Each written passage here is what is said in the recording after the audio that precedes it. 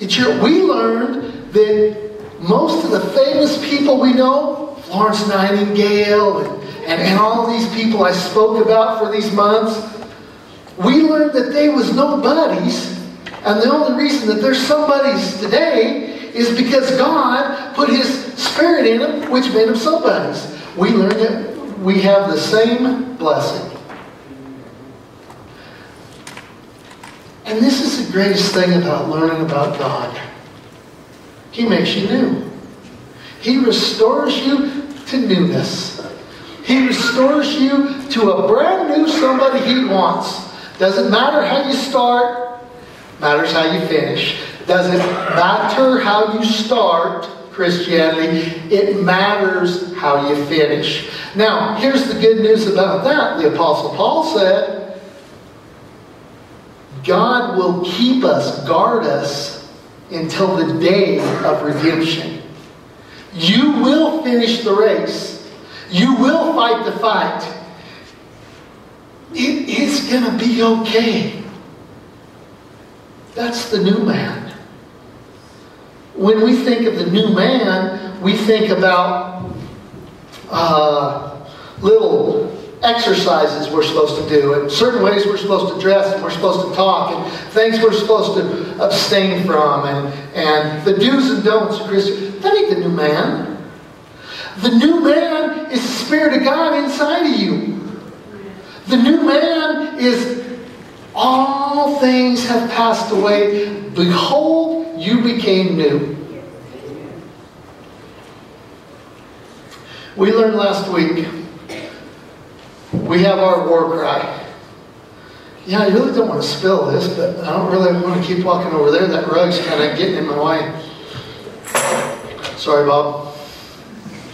We learned to get up, and we learned that our war cry is Christ and Him crucified. No matter what you're going through, no matter where you think God's sending you, no matter who thinks what about you, know this. Jesus Christ was crucified for you. Jesus Christ went to the cross so you don't have to. Jesus Christ took every pain, every punishment, and every sin away from you so you didn't have to. That's Christ and Him crucified. So let's get on with the battle. So remember, Gideon comes back and he says, "Get up! Get up! God's given it into our hands." I mean, he's a little slow on the switch, but he finally got it. He got it to get up, to go ahead. God's with us. And he said he divided up the 300 men into 3 companies.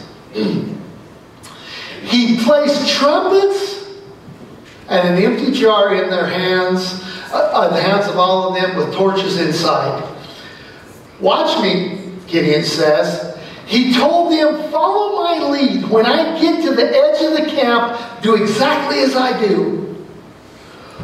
When I and all who are with me blow the trumpets, then from all around the camp blow your trumpets and shout for the Lord and for Gideon." Now, you remember what happened? You remember last week, for 2 weeks, God sent Gideon up there, and he heard these guys talking about this dream. They was talking about this dream, and this dream was this bread, this loaf of barley bread was going to come down and destroy all the Midianites. See, God's already prepared the heart. How many of you are afraid to evangelize and tell somebody about Jesus Christ? It's a stressful moment. Well, you got to understand something. If you're going to go tell somebody about the Lord, you realize God's already prepared their heart. That's why He's sending you over there. I mean, the battle's already won. He says, now, I want you to follow my lead, and I want you to do this. I want you to shout this command for the Lord and for Gideon. Gideon and the 300 men with him reached the edge of the camp at the beginning of the middle watch, meaning that in the middle of the night they was changing guards.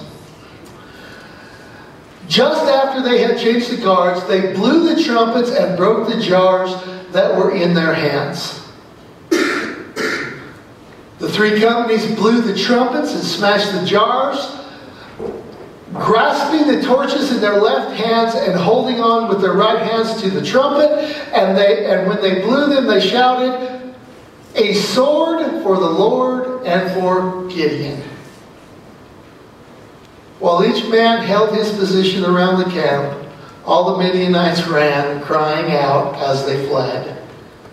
When the 300 trumpets sounded, the Lord caused the men throughout the camp to turn on each other with their swords. The army fled to them towns right there, which are very hard to pronounce. And it's at the border of another town that's very hard to pronounce. So the big climax. Something funny, Tim? Well, that one town's should have. I didn't want to act like I was cussing in here, so that's why I wouldn't say it's for cleanliness, man. So the big climax, the big battle that we've been building up to, over like that. So let me tell you what happened instead of reading it. So God prepares the hearts. He strikes fear in the Midianites, in the Amorites. He strikes fear in their hearts because they know that it ain't Gideon they got to worry about. It's God they got to worry about. When you are being oppressed by the devil, remember this. It's not you. It's God the devil ought to worry about. I hear people all the time say, I was fighting the devil. I don't know why. Why are you fighting the devil? He's already been defeated. It's a done deal. It's already over. Fighting the devil. Praying that the devil's already beaten. The only reason that the devil bugs you is because, and I have the same problem, I'm not preaching to you, I'm preaching with you, because we get stupid. Do you remember when Jesus had to sit the 70 out, and the 70 went out, and they come back and they're all happy and giddy and freaking out, and they said, Lord, Lord, even the demons are subject to us. Jesus says, for do not rejoice that the demons are subject to you, but rejoice that your name is written in the Lamb's Book of Life. The Greek word for subject is hupotasso. Hupo means under, and tasso means rank and authority. They know since fighting with the devil because he's like a dog. He has to obey you because you're so mighty. No, because like Gideon, the Lord has already prepared it for you. He has already defeated the devil. The devil knows. Principalities and powers know not who you are, but who's with you. They know who your daddy is. You remember when you was a little kid and kids was picking on you? And you said, wait till I get home and tell my daddy. Same principle. You just tell the devil, you wait till I get home and tell my daddy. And then it ain't going to be so funny. Because the Lord caused. He'd already prepared it in their heart. And when they went up there, they surrounded the camp. They had a shofar in their hand, and they had a torch. Now, God's already struck fear in them. That's why I don't understand about why Christians are timid and afraid all the time. Because God's already struck fear. They already know about Him. They already know the power of God. And yet Christians, we walk around like we're second-rate citizens. When we are the King's kids. We are the King of the universe, His kid, His daughters. Why don't we walk around ashamed of our family tree, our heritage, the palace, heaven? Well, I ain't never been there yet, but I'm going to go, and it's going to be something else. I belong to Jesus Christ. I ain't going to be ashamed of Him. I ain't going to be fearful because the Lord causes. So they're encamped around and they blow their shofar, their trumpet, and they smash the glass and the flame lights up. And the Midianites freak out. They jump up and they start running into each other, and they don't know because it's dark. They didn't have night vision goggles, and it's dark, and so they start running into each other, and they don't know who they're running into, so they start chopping each other up. And now there's all of this cry, and there's all of this wailing, and people getting chopped up, so they're like, you know what, live to fight another day, so they take off to all the towns. What did Gideon and the 300 men do? Nothing. Never drew their sword. It never says they got a sword in their hand. Oh, now I'm not going to read you chapter 8. They went and chased them down and chopped their heads off. They do have swords after this chapter. Never lifted a finger. The whole deal was to show Gideon and them 300 men and all the people of Israel that God loves you and is for you. The reason He put the story in the Bible is to show us that God really loves you. Really, really. He really, really loves you. And He's really, really for you. That's what the story's about. But am I good enough to be really, really loved by God? Well, I don't know. Maybe you need to be a coward and cast fleece and refuse to go work for Him. That's who Gideon was. But I don't know if I'm living right. Do we need to go back through Samson again?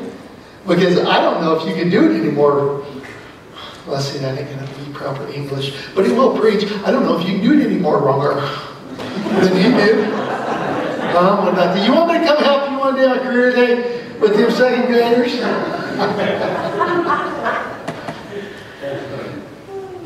Steve's like, we're good, Mike. We're good. See, Gideon finally got it. And that's the problem with the Christian church, is we don't get it yet. He got it that God was in control.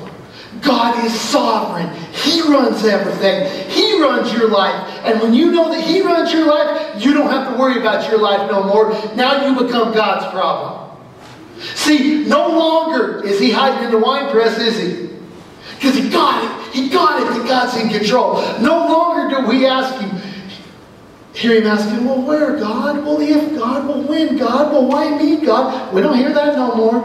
We don't hear no longer, I seek a sign. Yeah, because he was seeking a sign because he didn't want to go. They walked into battle by faith and not by sight. See, because Hebrews 11:3 says, the only thing that pleases God, told us the whole sum of the matter. The only thing that pleases God is faith. That he who comes to me must believe that I am. And then this part just freaks me out. God is just amazing. That he who comes to me must believe that I am, and you must believe that I'm a rewarder of those who diligently seek Him. You must believe me, and you must believe I'll bless you. And he says that's what's going to please God. Smoking, non-smoking. Drinking, non-drinking. Pants, non-pants. Clothes are optional. Hair's optional. Praise God. Because if it wasn't, I don't even want to go there. He finally got it. That God runs the show. Most Christians don't get that. They think we're helping God run the show.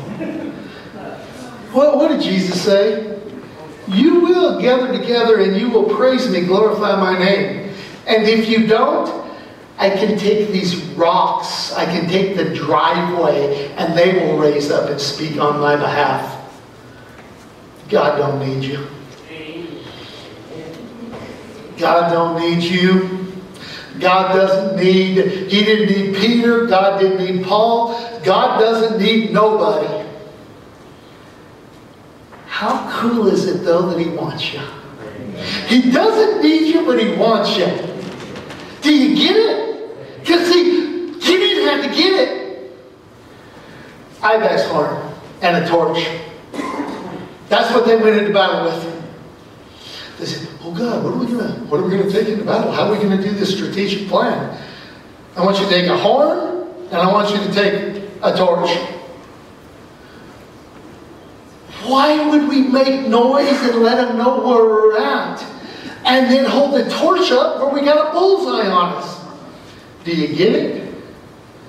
Do you get it that God's kids ain't supposed to be silent? Do you get it? Weapons of mass destruction. What do you think about when you think about what a weapon of mass destruction is? We think of nuclear bombs, right? You know what God used for a weapon of mass destruction? A goat's horn and a torch. A goat's horn and a torch is all God needed. Because God don't need you. He wants you. Big difference. Moses. Moses is going to go against the known superpower of the time. One man. He's a little bit intimidated because he was in their ranks, so he knows their power, right? Then Moses answered and said to the Lord, but suppose they will not believe me or listen to my voice. Suppose they say, the Lord has not appeared to you. So the Lord said to him, what is in your hand? He said, a stick. And he said, the Lord said, cast it on the ground. So he cast it on the ground and it became a serpent. And Moses fled from it.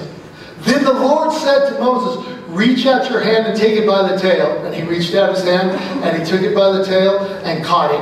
And it became a rod in his hand again. Okay, now I want you to picture this. Moses is going to go defy the Egyptian army. And the Lord says, I want you to go into burning bush and I want you to go deliver my people. Moses says, well, they won't ever believe me. Why would I go do that? What kind of juice you going to give me, God? What kind of army? What kind of power? The Lord says, what's in your hand? He said, a stick. He said, that's all you need. See, being a stick is a weapon of mass destruction. That's what God's teaching us. God says, me and that stick can deliver the whole Israelite army. You don't need nothing else but me. And I can use a stick to get it done. Try to get another one for you. I like the first picture. Who is that? David and Goliath. There's a little big fat sumo wrestler and a little bitty kid. I was going to put that up there, but I like that one right there. David asked the men standing near him, who is this uncircumcised Philistine that should defy the army of the living God? So what happens is the Philistines come out and they're making fun of the Israelites, so they faced off. There's the Israelites over here and the Philistine army over here, and they have this champion, this great warrior, Goliath. Said he was 7'8", right about 8 foot tall. And he keeps making fun of the Israelites. And he keeps taunting them. And he keeps telling them what losers they are. You know, like they do tell us on TV all the time. I'm waiting for somebody to say, who is these uncircumcised Philistines that keep talking about us like that? Because that's what David says. So this little boy, this little 15-year-old boy comes up and that's what he says. He says, who is this uncircumcised Philistine that dares to talk about God like that? Well, they get into a scuffle. They get into a little spat. David ran and stood over him after the spat got through. And he took hold of the Philistine's sword and drew it from his scabbard after he killed him. And he cut off his head with a sword and he took it over to his tent and he staked it in front of his tent. And this big old 8 foot tall giant head is laying there bleeding on this pole on his tent. What was the army that God gave David?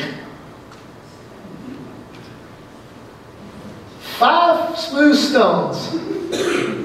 See, it looked like that to Goliath, but it felt like that when he got done. David said to the Philistine, oh, this is so important, so important. David said to the Philistine, because you can say this to anything, any sickness, any disease, any person, any devil. David said to the Philistines, you come against me with a sword and a spear and a javelin, but I came against you in the name of the Lord Almighty, the God of the armies of Israel, whom you have defiled. So here's the deal. Do you want victory in your life? Come in the name of the Lord. Whether it be work, whether it be school, whether it be a job, whether it be family. Do you want to know how to come? Don't come in your power and your wisdom. David said, you come to me with all of this stuff. You know what I come to you with? I come to you in the name of the Lord. I got one other person. Esther. Or Easter. Esther was a Jewish girl in Persia. There was a man named Haman, and he was going to, his lot in life was to exterminate the Jewish people. And you know who God chose to deliver the Jewish people? That little girl right there. Do you know why God, have you ever thought for a minute, why does God have to have somebody have a kid when they're 90 years old? Why can't he just do it regular? Why does God have to send a guy out with a kid's toy, a slingshot? Why does God have to be born of a virgin birth? Have you ever wondered why God always does things so unbelievable? Why does God send Moses with a stick to face the greatest army in the world? Because if you could do it by natural means, God wouldn't get the glory. And God says, I'm a jealous God, and I will give my glory to none other. For if you remain silent, so Esther comes and I can't remember all of their names. What was her father's name, Gideon, or her uncle's name? Esther's uncle. Oh, you don't know? I thought you studied that.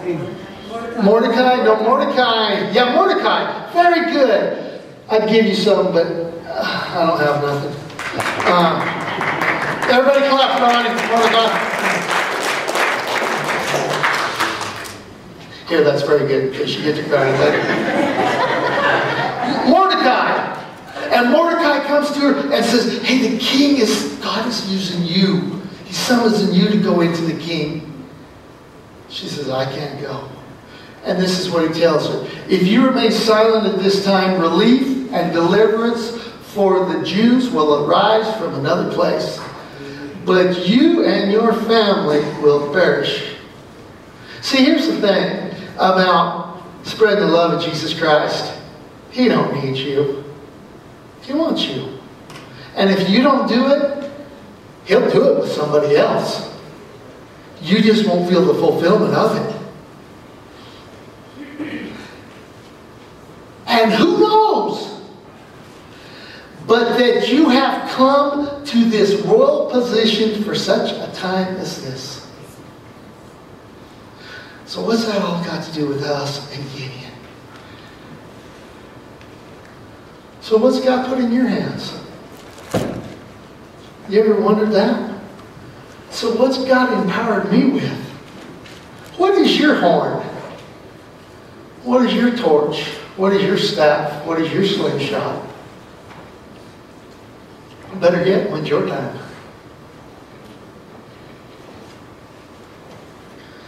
So what's in your hand? Because you know I always like to give a quiz and then give them the answer right after that. So what's in your hand? Your royal position at a time like this?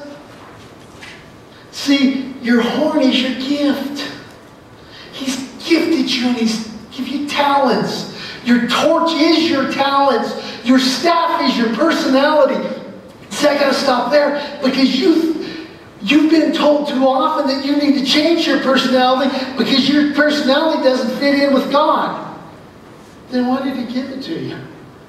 See, they say, no, no, no, no. You can't have that kind of personality and be godly and be of service for God. Then why did He give you that personality? Judith, do you remember where you bought your personality at? Was they selling them back in the day at Kmart? Blue lights? No, you was born with it because God gave it to you. Amen? Did you get that? Your staff's your personality. There's people that are attracted to you because of the way that you act. Use that for God. Now there's people that is not attracted to you for the way you act too. I mean, it works both ways. Your slingshot that you slew giants with is your passion for Jesus Christ. That's your slingshot. Your horn's your gift. Everybody's got one. Your torch is your talent. You got talents. Todd has a talent to play the keyboard and other instruments. God gave him a gift for us. Your slingshot is your passion for Jesus Christ. Do you have some passion for the Lord? The Bible says if there's any love in you, if there's any passion for what Christ has done for you, Paul says, walk as I did. Now, what was he talking about? We can't be talking about walking this perfect, clean life because he was the writer of Romans 7 that said, always do evil. He says, no, walk as I do this. If there's any love in you, if there's any gratitude in you for Jesus Christ, then serve Him.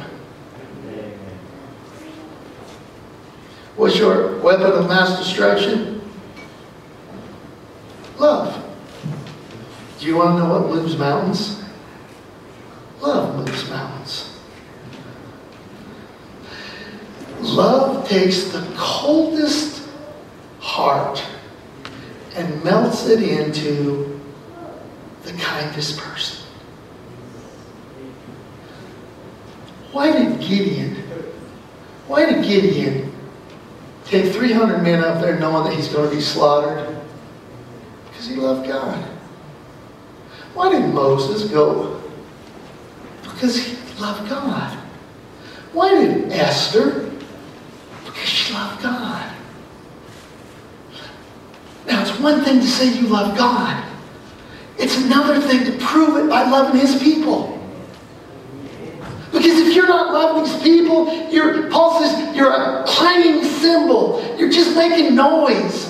You must go actually do something for the people you say you love. Anybody can walk out, yeah, I love you, brother. What did James say?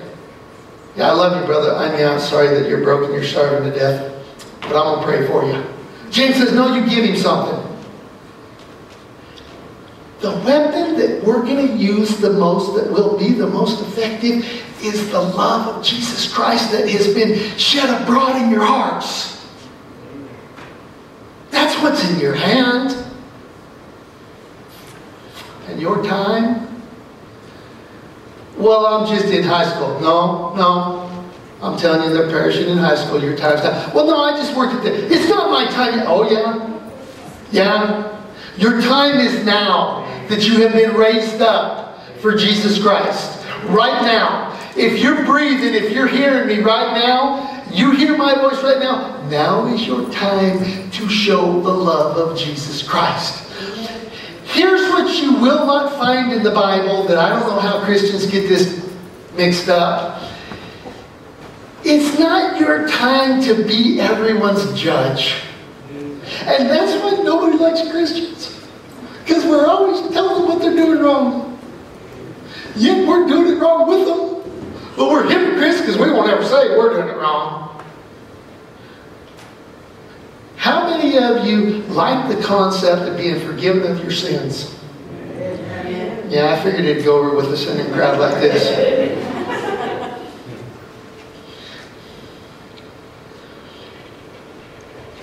For he who loves much, Jesus said, is what?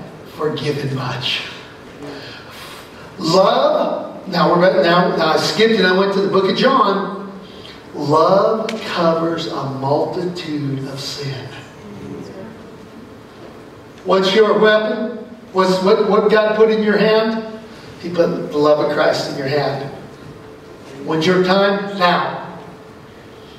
I end with this. Got it? Understand? Stand up.